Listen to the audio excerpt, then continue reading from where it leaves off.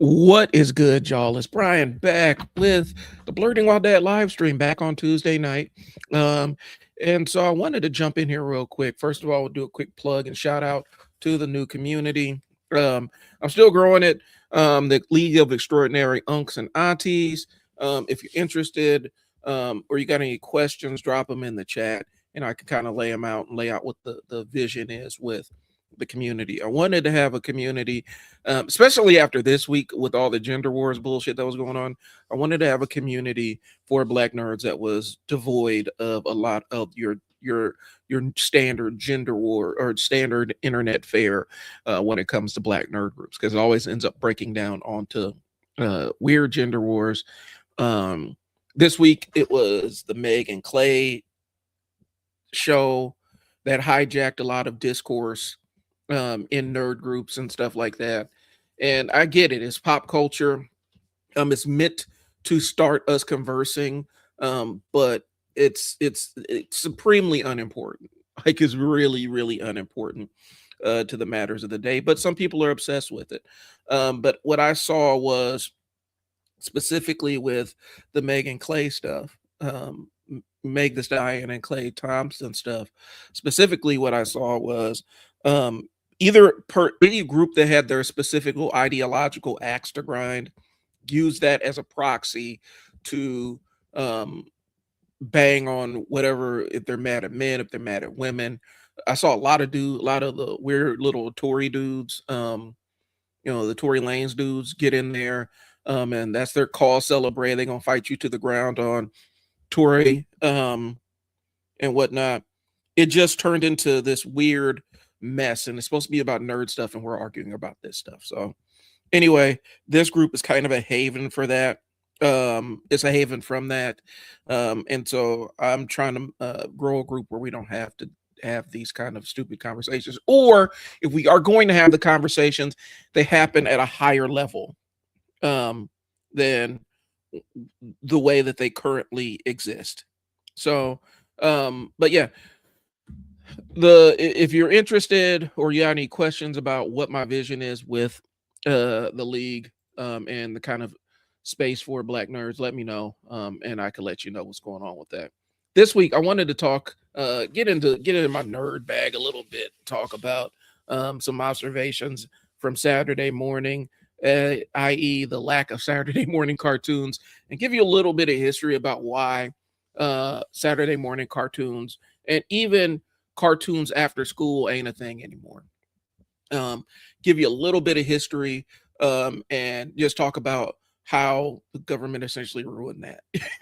They ruined, as is everything they pretty much touched, but they definitely ruined Saturday morning cartoons. And the only reason I'm having this conversation, the reason why I'm having it, is it was something I noticed waking up on Saturday morning, and it's like, damn, there ain't nothing for kids to watch, bro. And on regular TV. Now on cable, yeah, on streaming platforms, yeah, but on regular TV, the experience on Saturday mornings for people my age, you woke up around, if you got up early, Saturday morning started around 5 if you were really motivated to watch your shows. From like 5 until like noon, it was our time. There were our shows, and it was media geared specifically for kids. And it was you could kind of veg out, get your bowl of cereal. You didn't have to bother your parents. You just turned on cartoons from the time you woke up until noon, when it was time for you to get kicked out of the house and go play in the neighborhood. That's what Saturday morning was. And after school, before school, you could watch cartoons before school on regular channels and then watch it after school. It was a great time. It was really kind of a kid oriented time. And I know that we say, everything, we make everything for kids now, but back then they made it so that kids would actually have their own rituals around Saturday mornings and things along those lines. And we got rid of that. So I wanted to talk about the story behind Saturday morning cartoons and why they don't exist anymore. If you guys will humor me a little bit. Okay. So Saturday morning cartoons, and by extension, after school cartoons in the morning on regular television. I'm not talking about Cartoon Network or Nickelodeon or anything. I'm talking about CBS, Fox, ABC. Saturday morning cartoons didn't disappear because kids stopped watching them. It had nothing to do with ratings or anything. They disappeared because the system around them changed. Specifically, we had government regulations change things. And I mean, I can't necessarily fault anybody for it because it was kind of insidious how they made it so that kids couldn't really tell the line between when the cartoon ended and when the commercial began. And so there was a lot of discussion about that. There's a very specific reason. If you go watch like the old Spider-Man from the 90s, I'm not talking about Spider-Man as Amazing Friends or anything. I'm talking about Spider-Man from the 90s.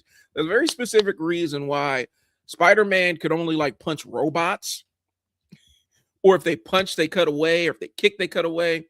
Or he can only throw people because that was regulations that fell into the government regulations. You couldn't, it was considered an act of violence. There's a reason why a lot of those cartoons, we thought they were really violent, but they weren't really that violent. Like G.I. Joe and Cobra never hit anybody and they never hit anything until the movie. When the movies rolled around, that's when people started getting clipped.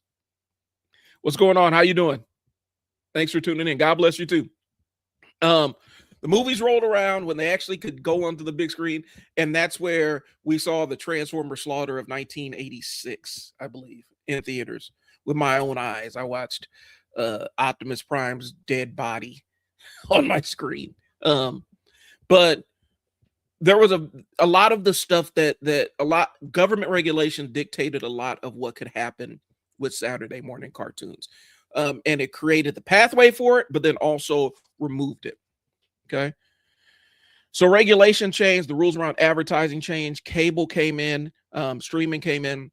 The real loss wasn't necessarily the animation, even though there were some classic things that kind of got missed in there. Like on Cartoon Express, it used to be, I think came on, I want to say CBS. You guys can correct me if I'm wrong, but Thunder R the Barbarian. If you ever have an opportunity, you like retro cartoons, go check out Thunder R the Barbarian, especially if you're a comic book nerd, because a lot of comic book artists did the storyboarding for Thunder R the Barbarian and even some of the character design. And so you really get a sense of that 80s, 70s, 80s sci-fi comic book. Hey, how's it going? What's up? What's up? Thanks for tuning in. If you want to get a sense of, if you want to see like 80s and 90s comic books, or not 80s, 70s and 80s comic book styles on the screen, watch Thunder R the Barbarian, because they had a lot of artists from the major companies storyboarding for Thunder R the Barbarian. And I think they even did some shows. Can you say hi to me? Hi, Sarah. How you doing? Thanks for tuning in, Sarah. We're talking about nerd stuff here. So kind of in my bag about Saturday morning cartoons and talking about some of the history about why they don't exist anymore. But yeah, if you ever want to see and get a sense of the art of how comic books used to be versus and looking at them animated, Thunder R the Barbarian. Thunder R the Barbarian was kind of a different beast in and of itself because it had storylines that crossed from one episode to the other. And so sometimes storylines weren't resolved in a nice, tidy little box. Sometimes characters got killed. And they really had a level of respect for the audience where they didn't feel like they needed to dumb it down or anything. It was really kind of an odd cartoon. Like you sit there and watch Muppet Babies and all this other stuff, and then reruns of Thunder R the Barbarian will just come on and turn everything on its ear. It was really dope. But regulation changed, cable came in, we got streaming and stuff, and the loss was not animation. Kids have more animation now than they ever did. The real loss was a time that was specifically carved out for kids on the major networks for their programming. And you got to discover things. You got to discover new shows. Really, it was the cartoons were a vehicle to sell toys, and let's not mince any words on that. And so, but it was appointment television. Like you didn't have any DVR or anything.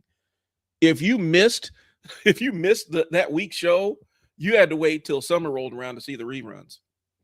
Um, but I think it was really a special time, and it was really kind of dope being a kid because it was something that was specifically carved out for us. Now, it was to sell us stuff. It was to get our parents to buy stuff, but it was kind of dope.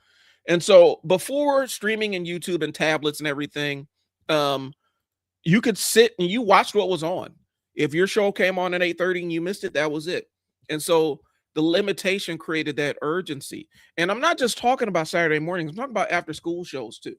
Um, After school shows, I'm talking about and this is He-Man, this is She-Ra to a degree.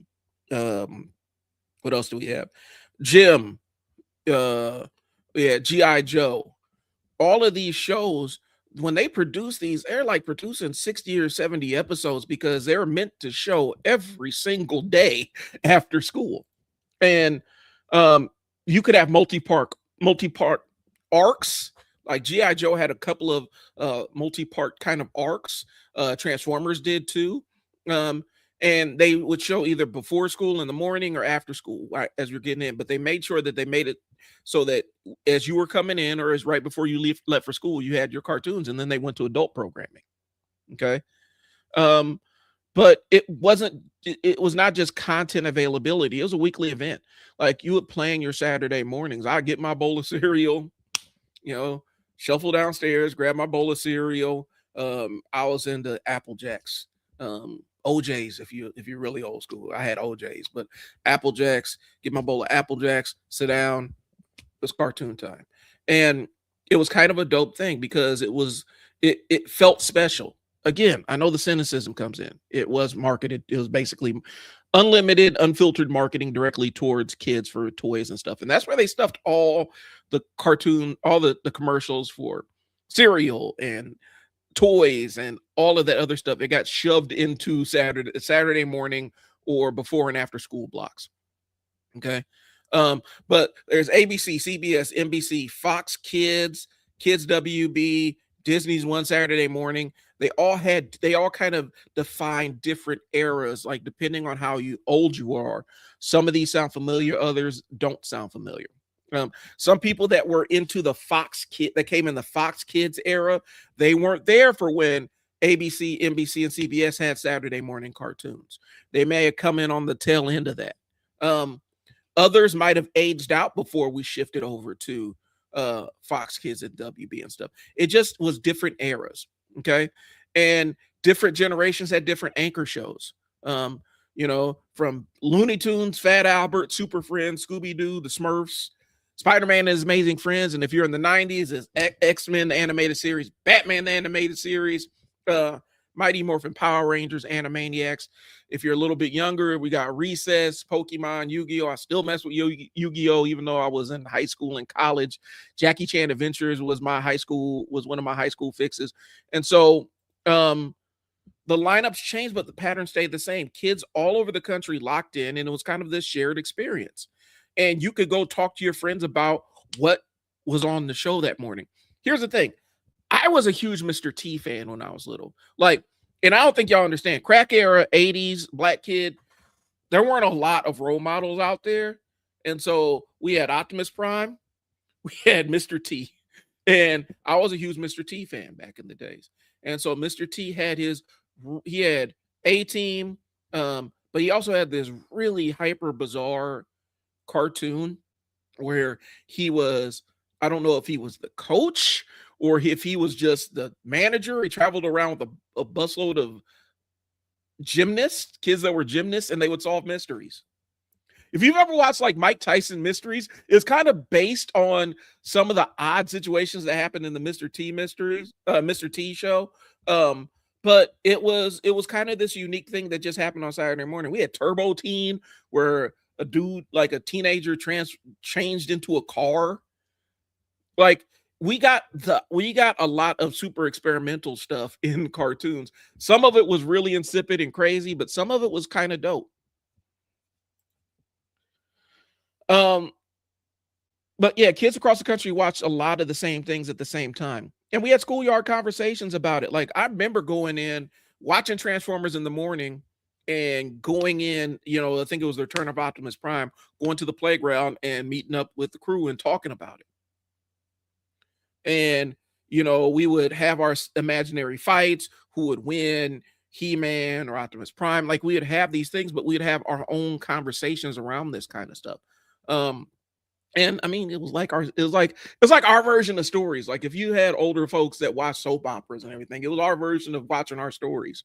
It's Saturday morning cartoons and weekday morning cartoons.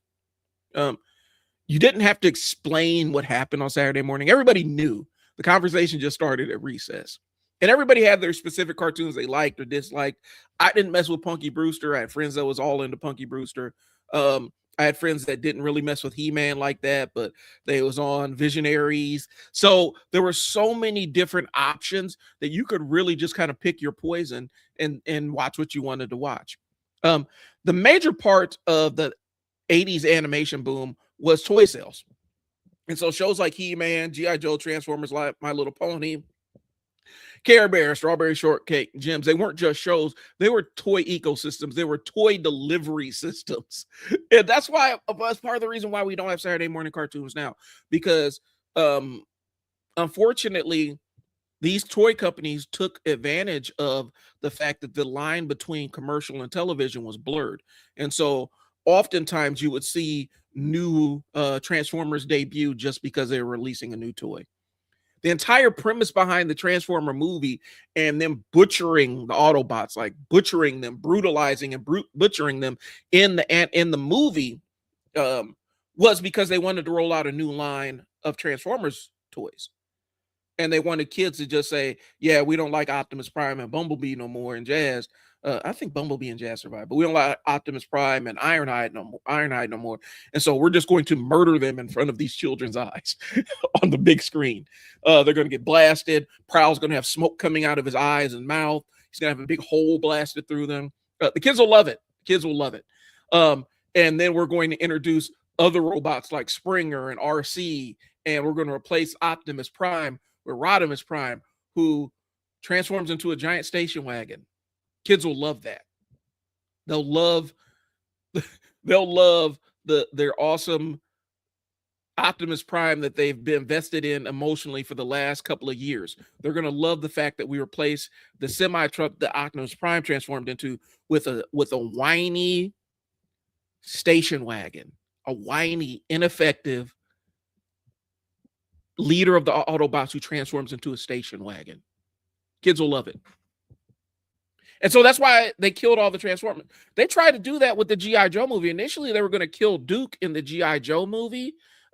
He was supposed to die in the G.I. Joe movie so that they could roll out Falcon as the new, or is it Falcon? Whoever his little brother was or whatnot. They're going to roll out new toys and replace Duke and Cobra Commander and all of them. They were going to replace them with new characters and new toy lines. And they pulled back because of the backlash from the Transformer movie was so abrupt and so loud. Like, kids were devastated in the theaters. I was one of them. I know. It was like, I don't know if you've ever seen Hamburger Hill. It was like Hamburger Hill, except it was for kids. Saving Private Ryan for kids. That's kind of what the Transformers movie was. And that's what they tried to make the G.I. Joe movie into. But they had to alter course because the backlash was so bad. And so these were toy delivery systems. The toy aisle was the conversion point. A lot of our childhood memories were sincere, but there's a business model underneath of them that was really calculated. Whenever they rolled out a new character on He-Man or a new vehicle on He-Man, that was in the store that week. Okay. We were watching people actually put together stories and stuff and compelling narratives and things. But at the end of the day, it was to sell us toys. Okay. That's really what it was. And it was super jaded, but I think when we look back on it, a lot of times you do the hindsight kind of thing, and it looks a little bit more jaded than it actually was. For us, it was pure. You sit there and you watch the cartoons, and you may want the action figures or whatnot, but the cartoons were the destination television. Okay. What changed things was the Children's Television Act of 1990. It changed the environment around children's television. It regulated a bunch of things. There was a specific amount of educational content that had to be put in there. And so that's where you started getting these weird lessons. Um, Captain Planet was totally built around that. And in hindsight, being 2020, Captain Planet was really gully. Like Captain Planet had some real shit going on. People was getting shot up, um, uh, dying of AIDS and all kinds of other stuff, like doing drugs and doing hard drugs and everything. Like Captain Planet was crazy. But when in my mind, when I was younger, I'm like, this is soft, bro. I don't want to watch this stuff. Um, but yeah, it restricted advertising during children's programming and pushed broadcasters towards educational and informational content, shit that you don't want to watch, things that we didn't want to watch. We had Sesame Street, we watched Sesame Street, and then once we got done with Sesame Street, we turned it to cartoons, and that was it. It didn't instantly kill Saturday morning cartoons. It didn't flip the switch, but it changed the economics and removed the incentive for toy companies to get behind creating cartoons. It really did. Educational programming became easier to justify than action cartoons around toys, monsters, and robots and stuff. And it really changed the game, and not in a great way, because it literally put a bunch of stuff in front of our face that we didn't necessarily want to see. I don't want to watch, like this morning. You turn on Saturday morning cartoons. What do you see? 5 animal shows, 5 different shows about animals. Nobody's watching that seriously. Like, you might watch a couple of minutes of it, but no kids are sitting there waking up excited to sit there and watch Jack Hanna's animal adventure thing. Nobody watching that stuff. But that's what the act in 1990 did. It changed the game. The Children's Television Act of 1990. And it shifted everything. It shifted the way that we consumed cartoons and the way they were produced. Okay. And so they didn't walk in the room and shoot Saturday morning cartoons in the face, just change the economics. And once the economics changed, the programming started changing. Okay. And then cable kind of came in. So when I was growing up, cable was kind of an optional thing, and it was really a rich kid thing. I didn't grow up with a lot of money. And so it was a big deal for us to have cable for a couple of months out of the year and then not have cable for the rest of the year. And when cable showed up, it kind of changed the game for animation. Broadcast Saturday mornings mattered more when kids had fewer options, but cable changed that. So you had Nickelodeon, you had Cartoon Network, you had Disney Channel, Toon Disney, Boomerang. And that's where the kids' cartoons is. I maintain the Boomerang isn't necessarily for kids. Boomerang was for me. For adults. But it was outside of that Saturday morning window, and you could watch cartoons basically all around the clock. And when you can watch them around the clock, it removes the mystique a little bit. Cartoon Network made animation available all week. And Cartoon Network had a legendary run with Toonami. Like Toonami changed after school game, because when I was growing up, you had what we used to call what's now anime used to be called Japanimation, or that show with the weird dialogue like Voltron or Robotech. When I was growing up, we didn't quite know that Robotech was a Macross or whatever. Speed Racer was something else completely. We didn't necessarily know, and so when we see it and see more detailed animation, we just kind of locked in. But Toonami was a game changer, and it really took anime and put it front and center in front of the mainstream. Back in the days, man, anime was like nerd, like it was hardline nerds. Like we used to have to go to Blockbuster Video. I'm dating myself, bro. We used to have to go to Blockbuster Video and see what was out. Akira, was it Demon City, Mad City, something along those lines. Ninja Scroll. We would rent those and watch those. But you didn't see them on TV. Now, every once in a while, the Sci-Fi Channel would have like their anime marathon that will come on a couple times a year, and you would lock in and catch stuff that you couldn't rent. But Toonami really was a game changer. It was. It altered the landscape of animation in the United States, and really made it so that a lot of domestic animation had to compete with Japanese animation that had more serious storylines, better quality art. The dialogue, the dubbing wasn't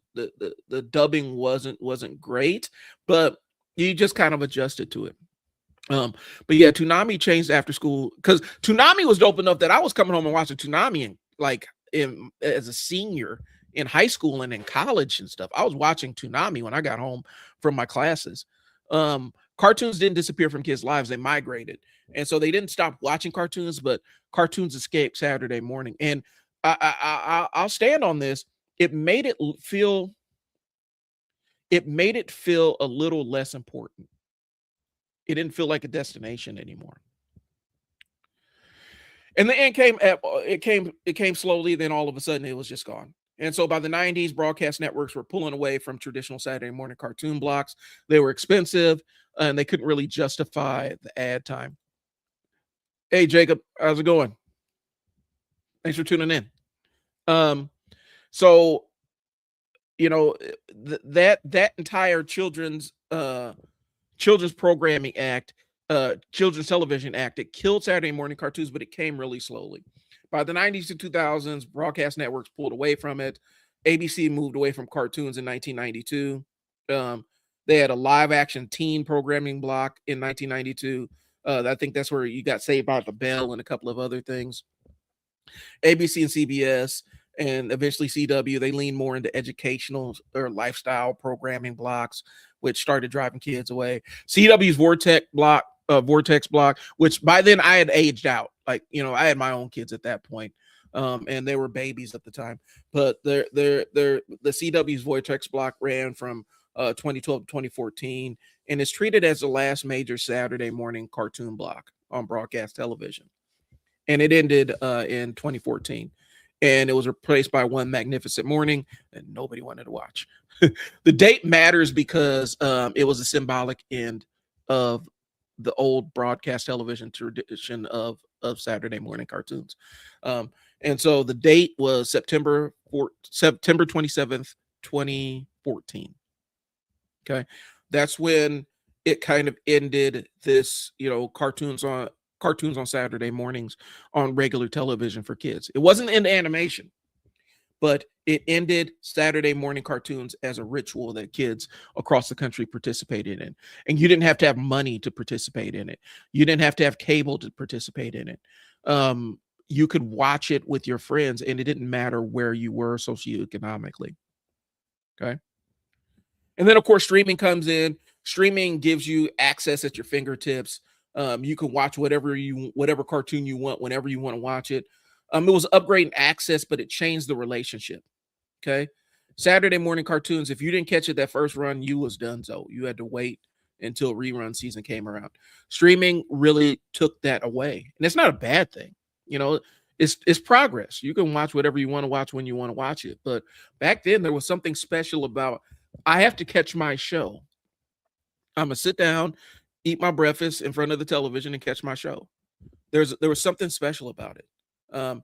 It made each episode feel bigger, especially when you had these 2-part episodes. You made sure that you were in the room to see both of them. Okay. And I think what happens is now we have so much abundance of cartoon animated content, it starts to feel disposable, and we start treating it like it's disposable. Look at what's happening with a lot of the properties on Cartoon Network, where they were really in their bag with like Steven Universe and all that other stuff. It was really good, high quality animation, and HBO bought it and was like, I don't care about this. And they treated it as disposable. Like, I'll be honest with you. One of the best shows that I've ever seen is Primal. Primal is one of the best. And I'm not just talking about animated shows. I'm talking about one of the best programs that I've ever observed. And it was special. But because there's such an abundance of animated content that's at people's fingertips, it feels it people view it, and the executives view it as just disposable filler content. Okay. The reason why Saturday mornings mattered was you might tune in for like X-Men and discover something else. I tuned in for X-Men and found out they had a Silver Surfer show, and I was locked in on the Silver Surfer animated series. You might sit through one show because you were just waiting for another. It may not have been your gig, but you were sitting down waiting for another show to come on. Okay. And the network was kind of curated more for that mass audience. And so what happens is now that we're based on algorithms, your algorithm will serve you whatever you're watching. Like if you're streaming animated content, it will serve you what animation that it thinks you want to see and won't show you stuff that you might want to see, but the algorithm has no sense that you might want to see it. It's a different game. It makes it hard. Discovery is easier and harder. Okay. So now every kid is a personalized funnel for this stuff. Okay. So the cultural loss isn't cartoons. The loss was kind of this shared time where it was something specifically carved out for kids, and we could go and have our own conversations about it. We lost anticipation. We lost discovering new cartoons and new series.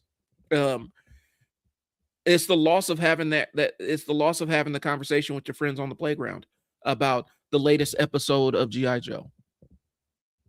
So the schedule made a matter. That's all I got on that side of it. I may take a deeper dive. If you guys are interested, leave me a like, let me know, or drop a comment. Let me know if you want more stuff like that, like deeper dives about things along those lines. There's a whole lot of information around it. And I think, was it Secret Galaxy or Toy Galaxy has a really robust breakdown of Saturday morning cartoons and what happens. But if you want me to take my deeper dive and kind of do it through my funnel, through my experience, just let me know. Next thing. Let's talk power scaling. This falls into character issues, but it also falls into a new segment that I want to do. And it's kind of a homage to a Facebook group that I used to admin, called Who Would Win in a Fight. It was really a diverse group of nerds, and we had some amazing conversations and amazing interactions in there.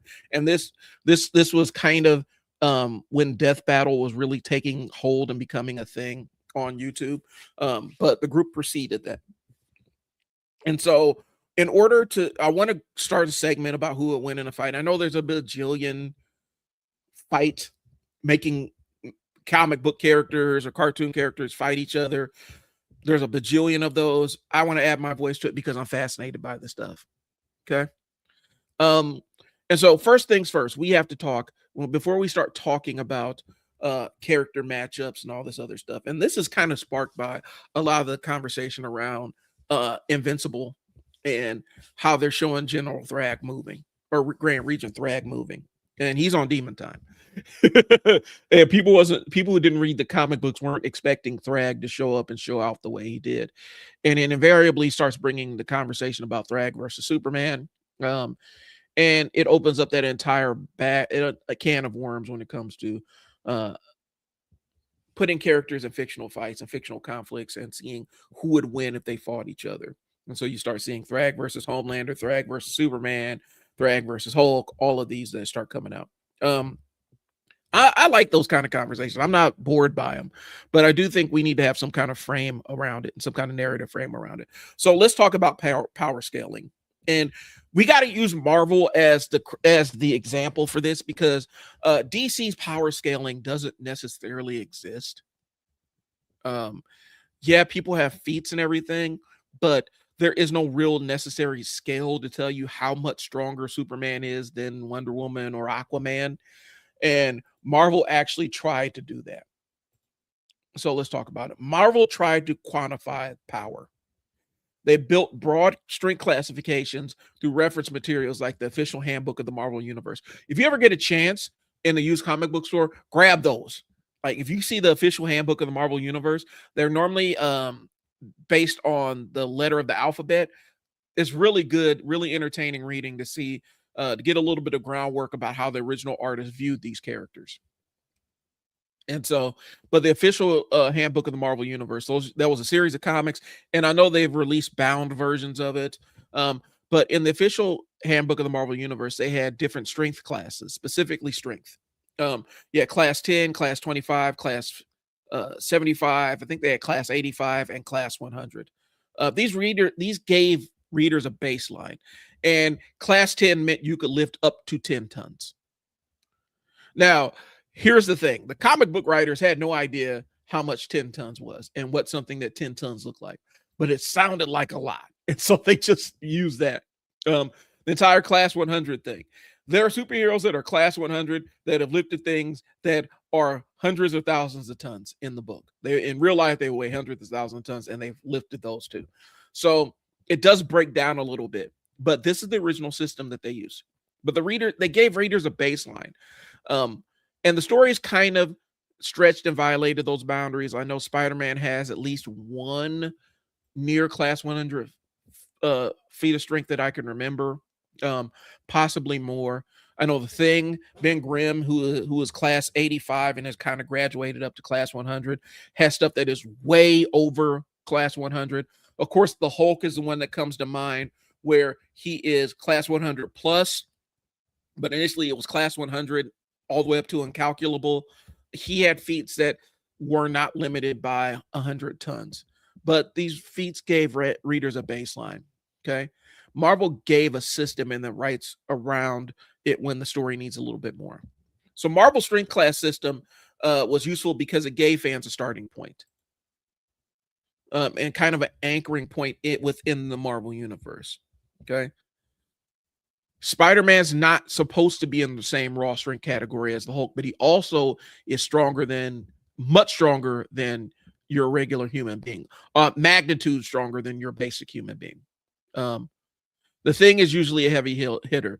The Hulk scales beyond the chart because his rage makes his strength unlimited.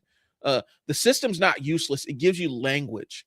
It gives you a measuring stick so that when you're sitting there watching this, reading the books, you're not wondering why doesn't Spider-Man just knock the Hulk out, because it's physically impossible for him to do in that universe.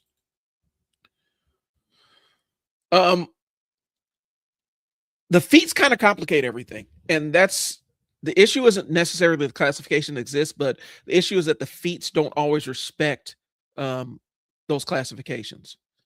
Spider-Man is an example. Spider-Man is listed at class 100, he's listed like a class anywhere between class 10 and class 25, depending on where he is in his history. But he has feats that are way beyond that label. I know Luke Cage has been anywhere between class 25 and class 75. Okay. But he's able to scrap a little bit with the Hulk. Okay.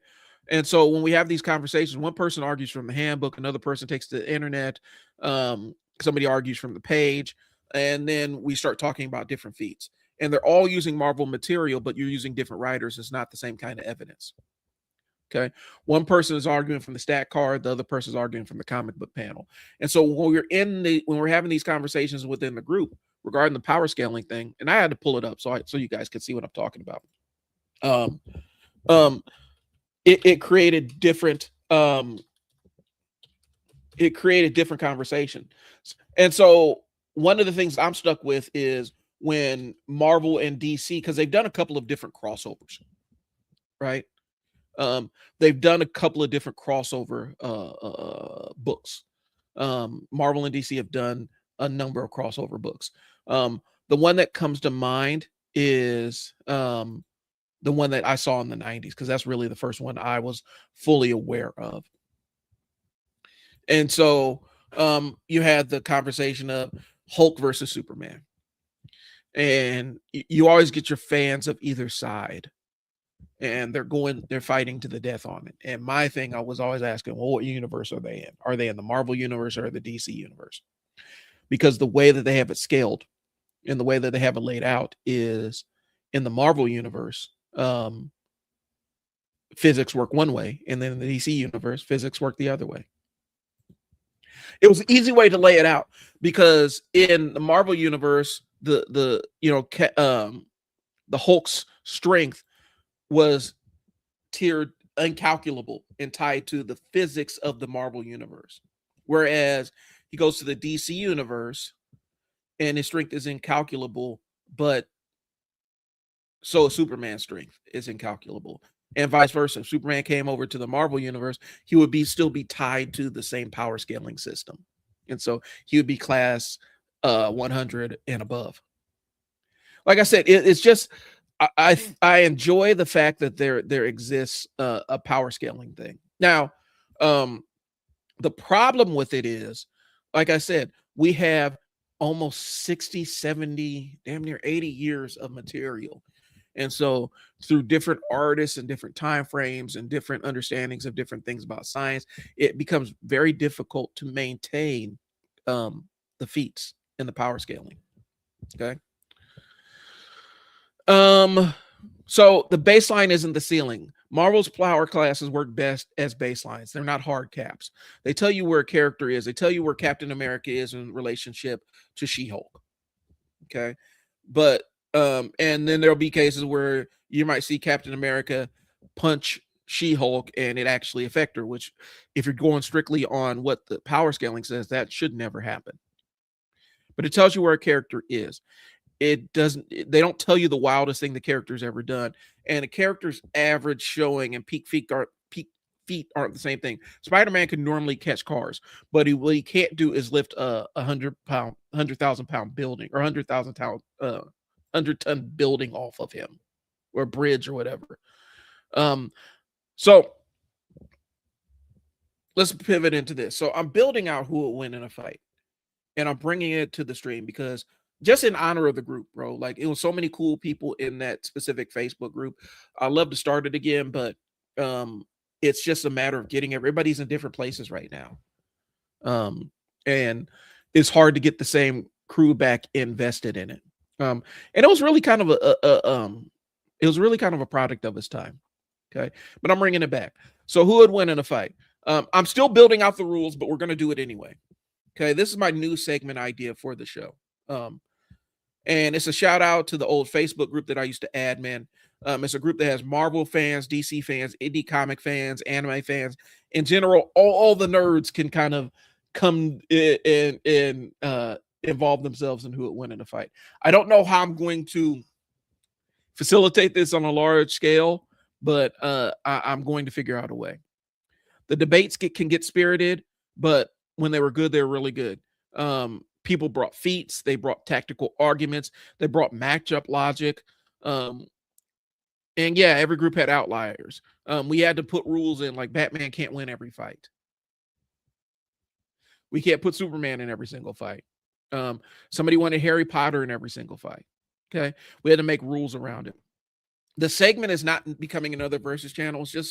It's just me doing me. And I know that there's 1,000 other groups that are 1,000 other places that are doing the same thing. This is just my spin on it. But it's bringing back the same kind of nerd conversation that gets me excited, and the kind of conversations I used to have with my friends growing up about this nerd stuff. Okay. So I'm still trying to figure out the ground rules for this segment. And the only reason I'm trying to figure out the ground rules because conversations could get idiotic really fast. Okay.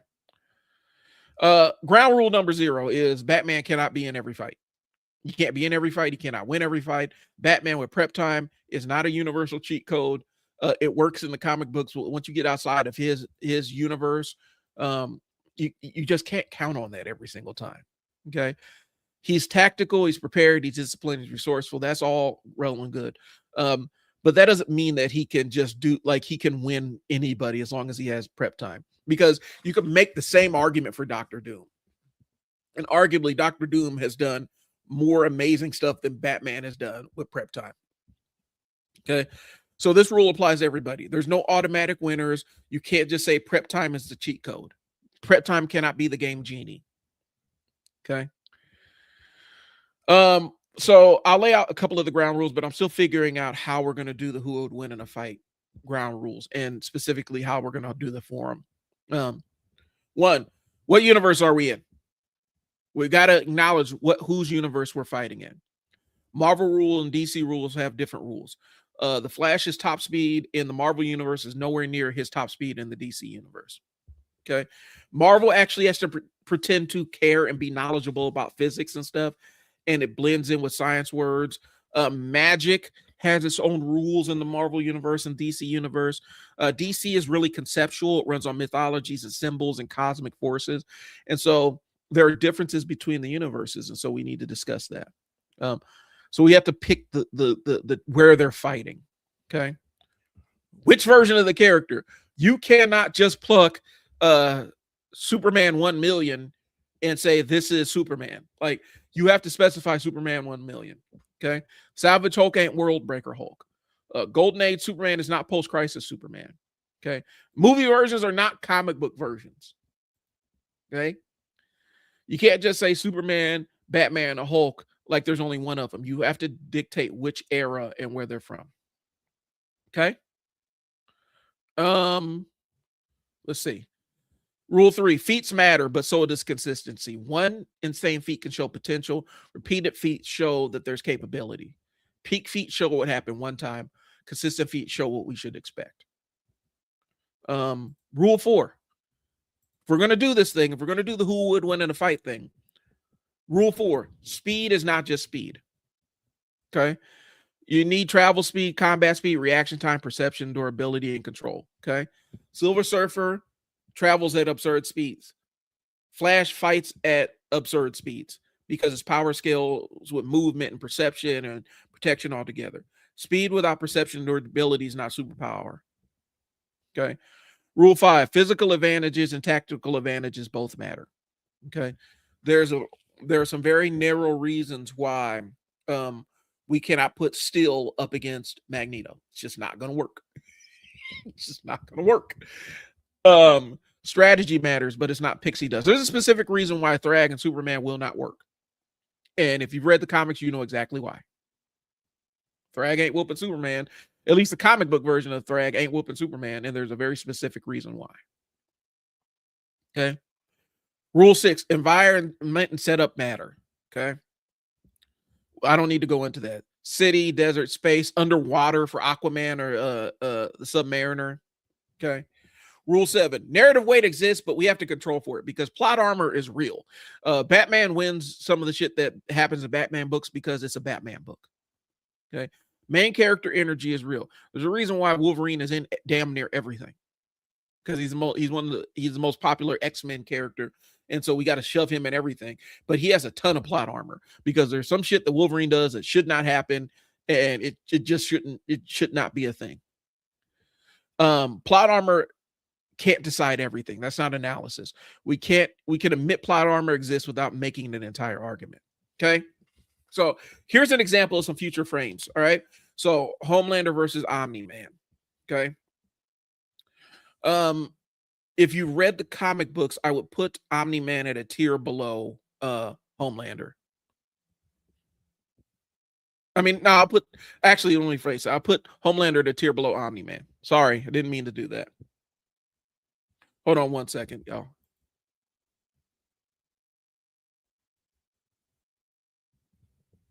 What's up?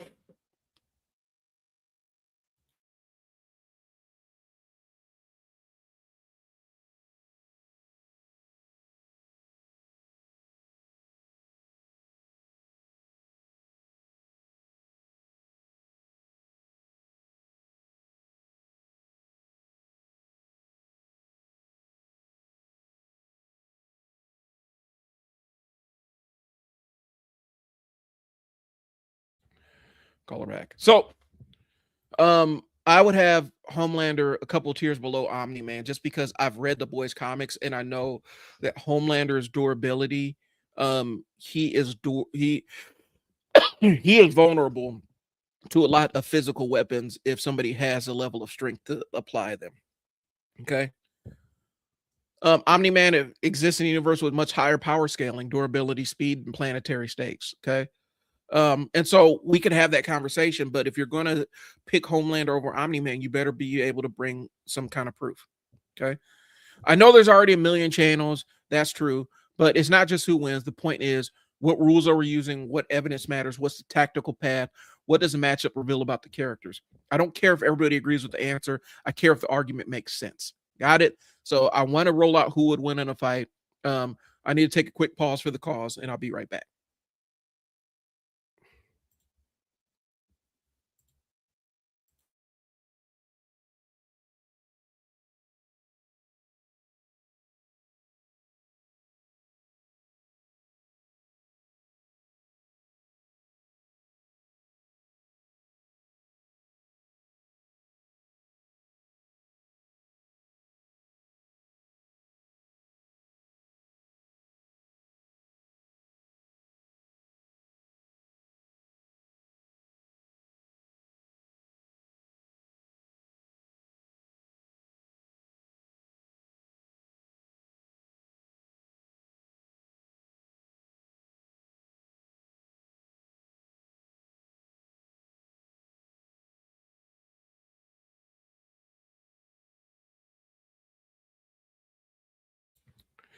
Still a husband and dad, so I still have to take phone calls. All right, so um but yeah, I want to do the who would win in a fight thing. We have to have ground rules if we're going to do character versus character stuff because this stuff can get stupid if we don't put some kind of ground rules down. So I'm going to figure out the format and how we're going to present it, but I want to do something along those lines.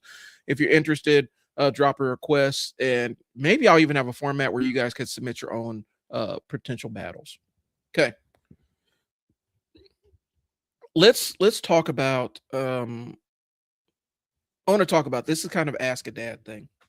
This channel is Blurting While Dad, and it's about a black dad who's a comic book nerd, who's a nerd, and I have my nerdy interests.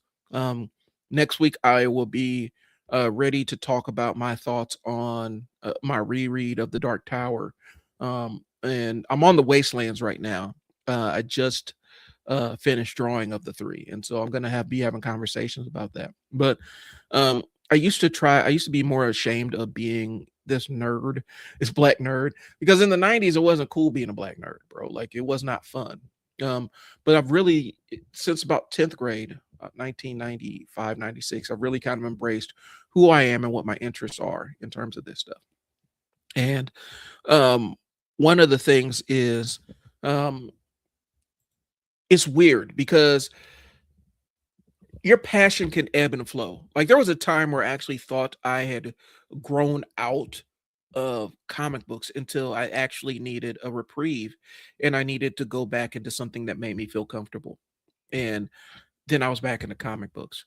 Um, Sometimes your passion for the nerd thing, or the thing that you have a nerdy passion for, it starts to fade.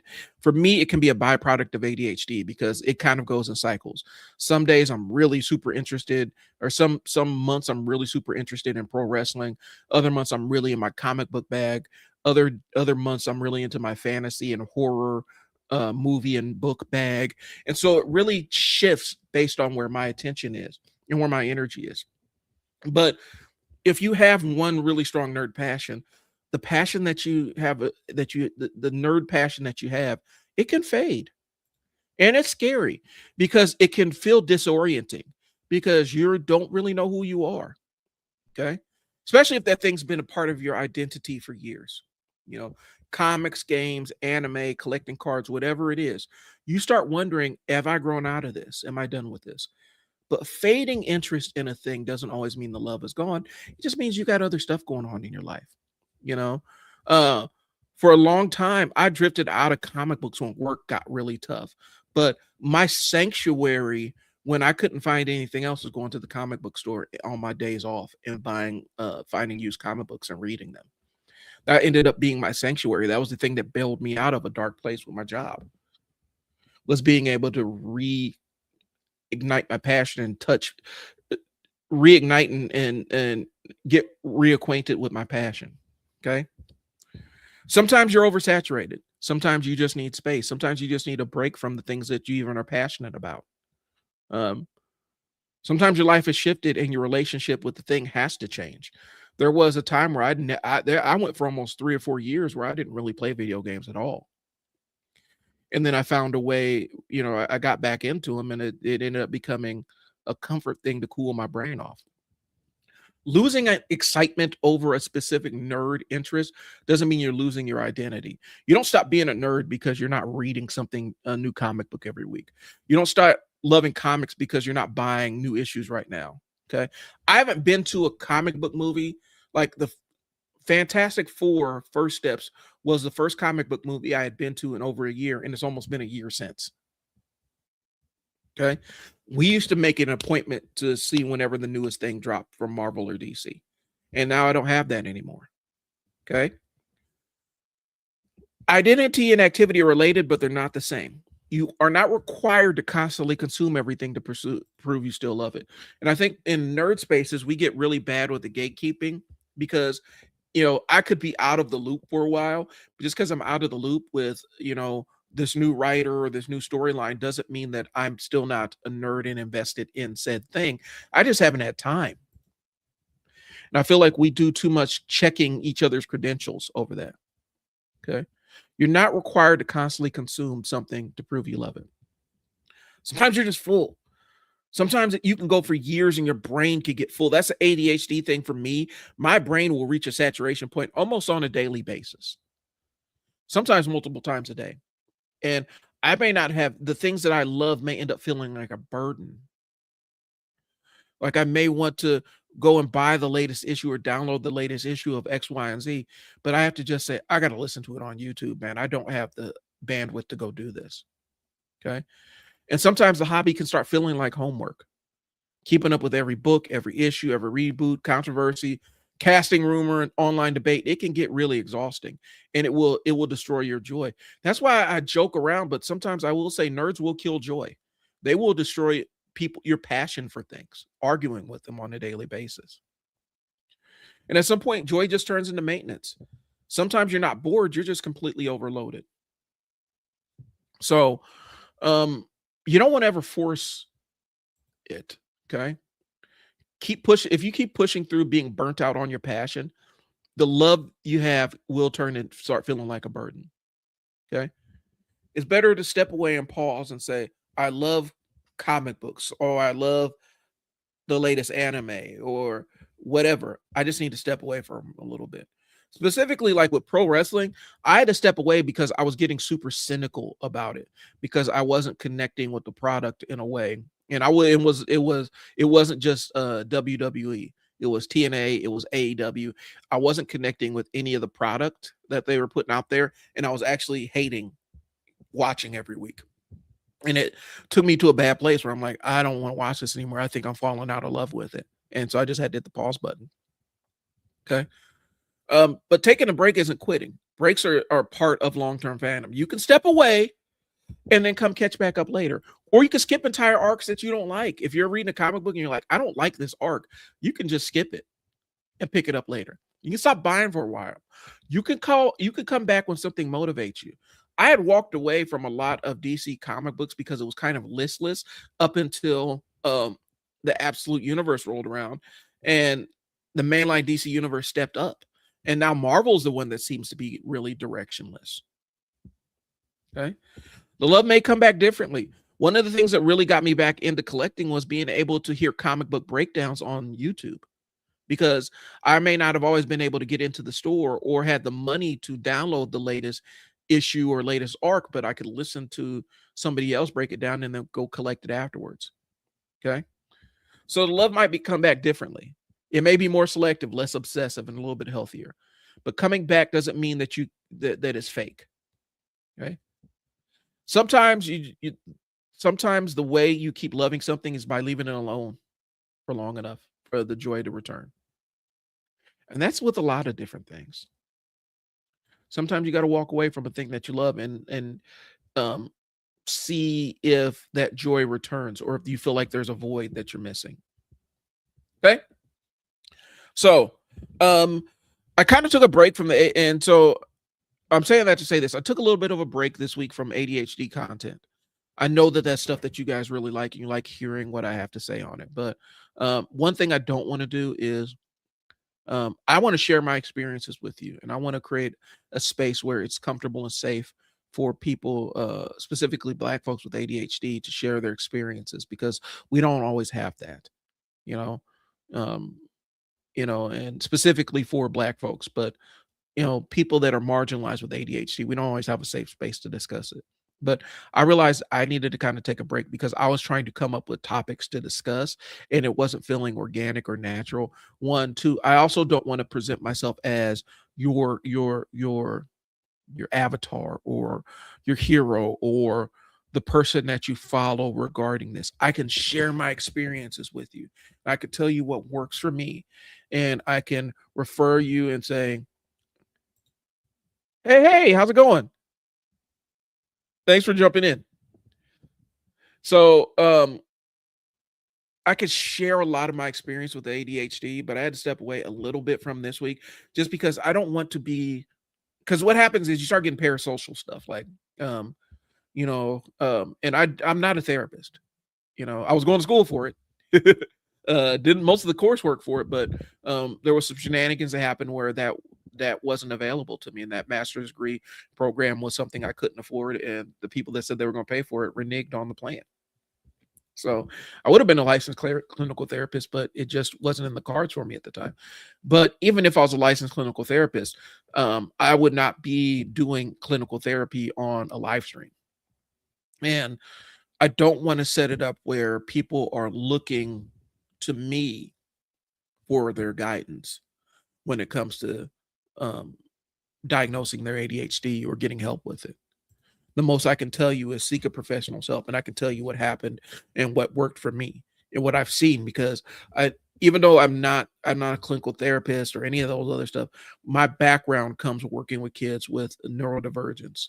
And providing safe environments for them, residential environments, and things along those lines. So that's where it comes from. I know the difference between a positive environment for a kid that has ADHD and some other stuff versus a non-positive environment and structured environment.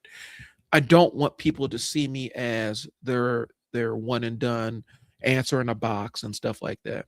And I have to figure out how I'm going to put lines around it and put boundaries around the conversation so that uh, people don't see me as the end all be all when it comes to Black ADHD adult knowledge. Like I don't want people to see me as that. Um, and a lot of times my advice is stuff that works for me.